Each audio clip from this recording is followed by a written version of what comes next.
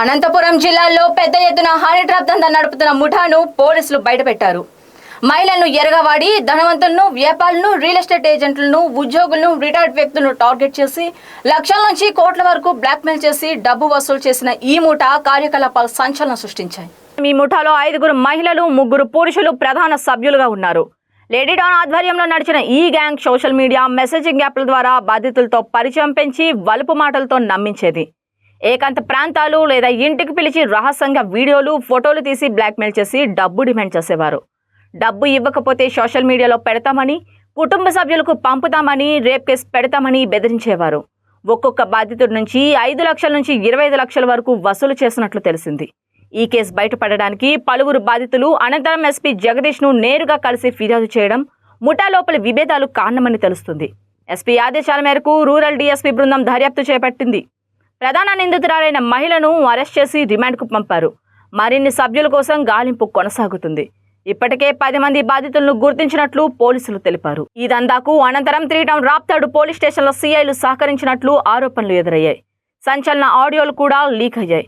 దీంతో ఆ 2 ఇన్స్పెక్టర్లను voluntary retirement తీసుకోమని బలవంతం చేశారు. మరిన్ని అధికారులు, కానిస్టేబుల్స్ పై చర్యలు తీసుకునే అవకాశం ఉంది.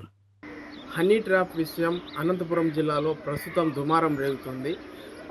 రంగమ్మ అలియాస్ చిన్ని అనే ఒక లేడీ డాన్ మహిళల్ని ఎరగవేసి రిటైర్ అయిన ఉద్యోగుల్ని, అదేవిధంగా డబ్బులున్న బడా బిజినెస్ మ్యాన్లు ధ్యేయంగా పెట్టుకొని వాళ్ళని ప్రత్యేకమైన స్థానాల్లో రహస్య స్థలాల్లో కలవాలని వాళ్ళని ప్రేరేపించి వచ్చిన తర్వాత వాళ్ళ న్యూడ్ వీడియోలన్నీ తీసి ఆమె దగ్గర భద్రపరుచుకొని వాటిని మళ్ళీ మేము సోషల్ మీడియాలో వైరల్ చేస్తాము, మీ కుటుంబ సభ్యులకి ఈ వీడియోలు షేర్ చేస్తామని చెప్పి వాళ్ళ దగ్గర బెదిరించి వాళ్ళ దగ్గర కోట్ల రూపాయలు, లక్షల రూపాయలు వసూలు చేసినట్టుగా ఆరోపణలు వచ్చినాయి.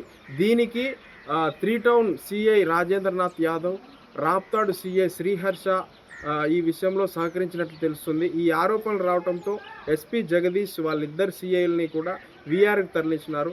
అదేవిధంగా 8 మంది కానిస్టేబుల్ హస్తం ఉందని కూడా, ఇంకా లోతుగా చూసినట్లయితే రాజకీయ నాయకుల హస్తం కూడా ఉందనే విషయం కూడా ఆరోపణలు వస్తున్నాయి. దీని మీద పూర్తి విచారణ జరిపించాల్సిందిగా కొన్ని వర్గాలు తెలియజేస్తున్నాయి. ఈ విషయంలో పూర్తిగా విచారణ చేసేందుకు ప్రత్యేకమైన బృందాలని ఎస్పీ జగదీష్ నియమించినట్లు తెలుస్తుంది. అయితే ఈ విషయంలో లక్షల రూపాయలు అమౌంట్ రికవరీ చేసినారు. 7 సెల్ ఫోన్లు కూడా పోలీసులు రికవరీ చేసుకొని దీని మీద పూర్తిగా ఇంకా విచారణ చేపడుతున్నారు. కెమెరామెన్ డేవిడ్తో నరేష్, కేటీవీ న్యూస్, అనంతపురం.